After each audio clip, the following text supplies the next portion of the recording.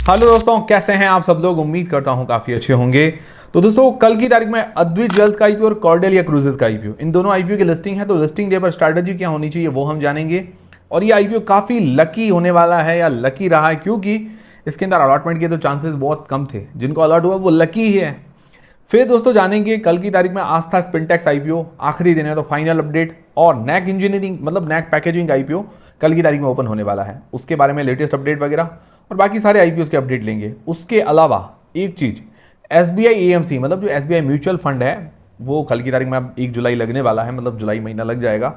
तो हो सकता है कि भाई जो कल का जो दिन शुरू हो रहा है उसी वीक के अंदर, मतलब नेक्स्ट वीक मान के चलें, हमें इसकी जो आरएचपी है वो फाइल होते हुए देखने को मिल सकती है।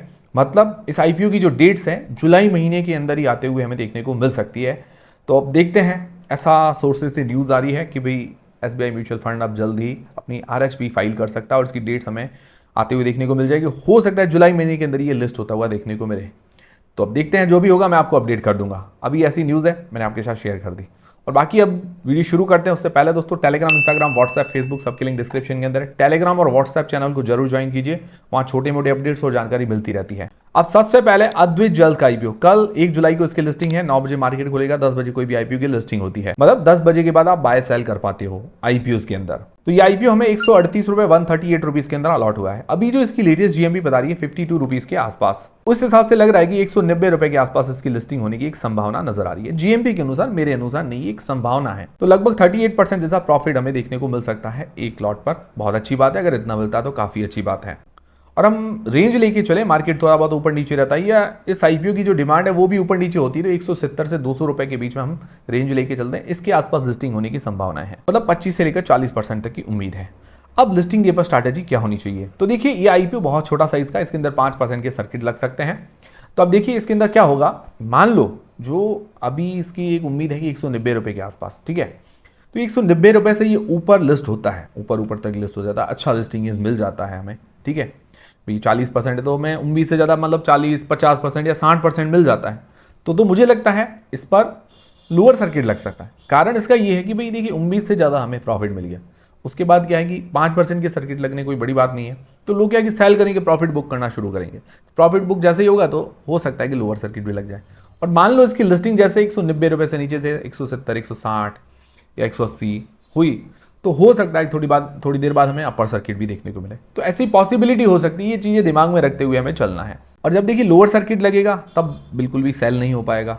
तो सेलिंग करने के लिए हमें थोड़ा अवेयर रह के सेल करना पड़ेगा, ठीक है। और अगर अपर सर्किट लग गया तब क्या है कि कोई बाय नहीं कर पाएगा, मतलब उस टाइम सेल हो जाएगा, उसके लिए कोई चिंता नहीं है। तो ये थोड़ी रेंज ध्यान में रखते हुए चलिएगा कि भाई किस अनुसार लिस्टिंग वगैरह मिल रहा है। बाकी मान लो कि भाई आप सेल नहीं कर पाए, लोअर सर्किट लग गया, तो कंपनी इतनी भी बुरी नहीं है, इतना ज़्यादा रिस्क नहीं नज़र आ रहा है कि भाई कोई हमारे पैसे डूब जाए, ऐसा लग नहीं रहा है कंपनी के फाइनेंशियल फंडामेंटल्स को देखते हुए। बाकी बाय सेल का रिकमेंडेशन नहीं है, आप क्या करेंगे भाई, इसको होल्ड करेंगे, सेल करेंगे, कमेंट करके जरूर बताइएगा। बाकी देखिए लिस्टिंग गेंस के लिए अप्लाई किया है तो जितना लिस्टिंग गेंस मिलता है लेकर एग्जिट होना एक बढ़िया स्ट्रैटेजी होती है।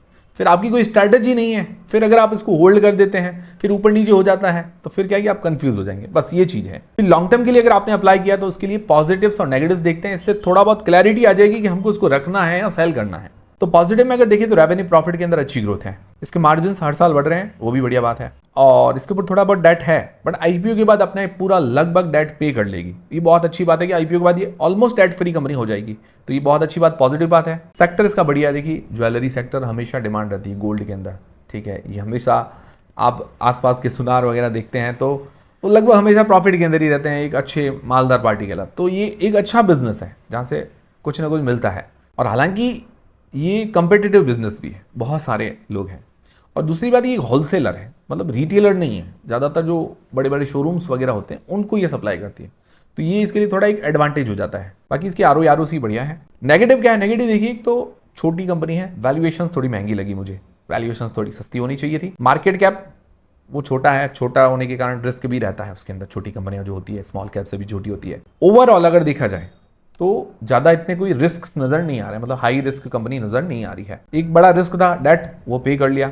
हाँ, वैल्यूएशन थोड़ी सस्ती होनी चाहिए थी। बाकी ओवरऑल ये बैलेंस्ड कंपनी, मतलब हाई रिस्क की कंपनी नज़र नहीं आ रही, बैलेंस्ड कंपनी कह सकते हैं। मतलब इतनी भी वाव नहीं कि भाई हाँ इसके अंदर इतनी सारे गुण हैं, वो भी नहीं है, और इतनी भी खराब नहीं, इस तरह से कह सकते। बाकी जैसे इसके अंदर कोई हाई रिस्क नहीं है, तो अगर आप चाहें तो भी किसी को होल्ड करने की इच्छा होती है तो थोड़ा बहुत आप प्रॉफिट भी लेकर उसके बाद होल्ड कर सकते हैं। मतलब प्रॉफिट लेना इसीलिए क्योंकि छोटी कंपनी है, तो थोड़ा क्या है कि प्रॉफिट लेते तो वो ठीक रहता है। बाकी मेरी तरफ से कोई बाय और सेल का रिकमेंडेशन नहीं, आपको प्रॉफिट लेना ना लेना वो सब आपको सोचना है।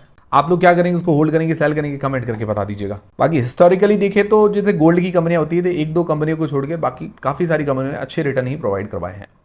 फिर दोस्तों आस्था स्पिनटेक्स आईपीओ, इस पर हमारा फाइनल अपडेट क्या है। तो सबसे पहले जो लोग लिस्टिंग गेंस के हिसाब से अप्लाई करना चाहते हैं तो हम 4 पैरामीटर्स देखते हैं। तभी सब्सक्रिप्शन देखा जाए तो काफ़ी अच्छा मिला है, 1.48 टाइम्स 2 दिन के अंदर सब्सक्राइब हो गया है।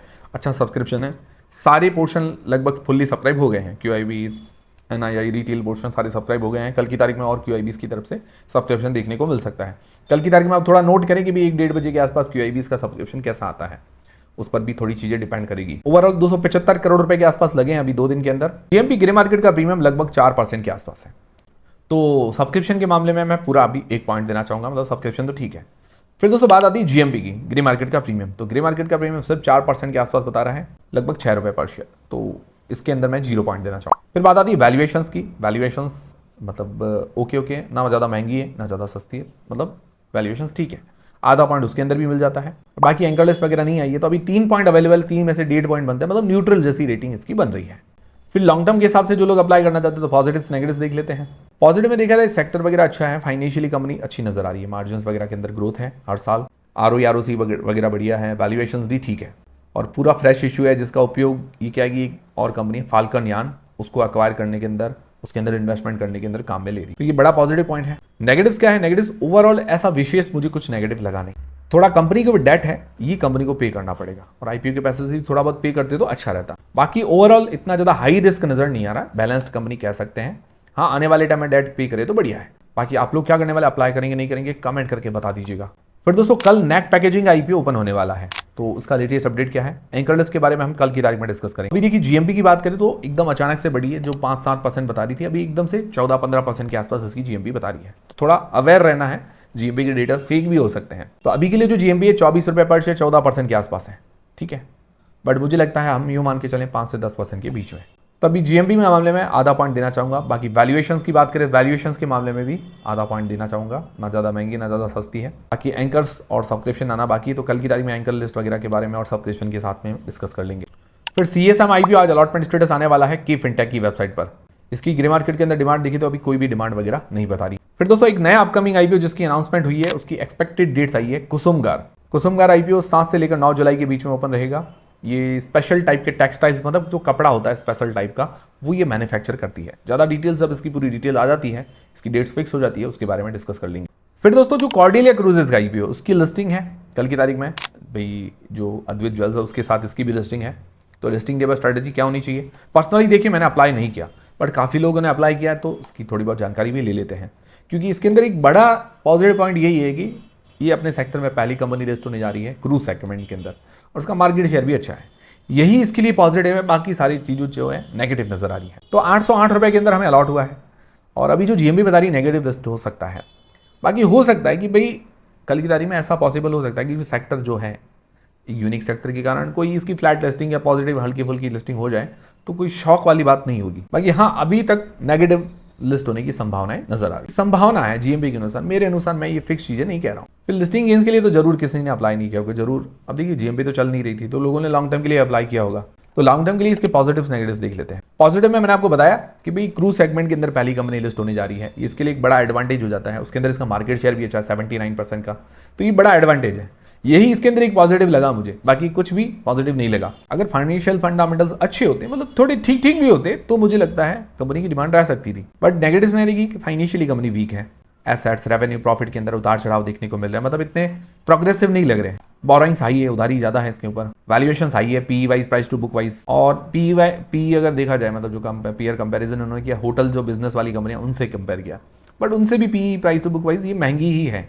बाकी ROE कम है, और IPO के पैसे से कोई डेट वगैरह पे नहीं कर रही है, ये बड़ा नेगेटिव है। और देखिए अभी जो फ्रेश इशू के अंदर एक्सपेंशन के लिए पैसा ले रही, मतलब कुछ और लीज वगैरह के अंदर कुछ क्रूज वगैरह ले सकती है, और ये भी जो अभी क्रूज चला रही है वो लीज पर ही चला रही है, तो वहाँ किराया लीज भरना ही पड़ता है। तो देखिए एक्सपेंशन के लिए पैसा ले रही है, तो ये एक्सपेंशन अगर सक्सेस नहीं जाता है तो इसके ऊपर डेट बर्डन और बढ़ सकता है, और जो ये ब्याज है वो भी बढ़ेगा। तो ये चीज़ें थोड़ा क्या है कि रिस्की कर देता है कंपनी को, मतलब अनिश्चितता है, तो ये अनिश्चितता के कारण रिस्क बना हुआ है। बाकी मेरी तरफ से कोई बाय सेल का रिकमेंडेशन नहीं है, आप लोग क्या करेंगे, होल्ड करेंगे, सेल करेंगे, कमेंट करके बता दीजिएगा। पर्सनली मैंने अप्लाई नहीं किया था, थोड़े रिस्क पॉइंट ज़्यादा नजर आ रहे थे, इसीलिए मैंने थोड़ा अवॉइड किया था। बाकी मुझे देख के आप कोई भी डिसीजन नहीं बनाना है, आपको खुद को अपना डिसीजन बनाना है। उम्मीद करता हूँ ये वीडियो देखने के बाद आपकी सारी जानकारी क्लियर हुई होगी। क्लियर हुई है तो वीडियो को लाइक जरूर करें, चैनल को सब्सक्राइब कर लें। मिलते हैं अगले वीडियो के अंदर। टेलीग्राम, इंस्टाग्राम, व्हाट्सएप, फेसबुक सबकी लिंक डिस्क्रिप्शन के अंदर है।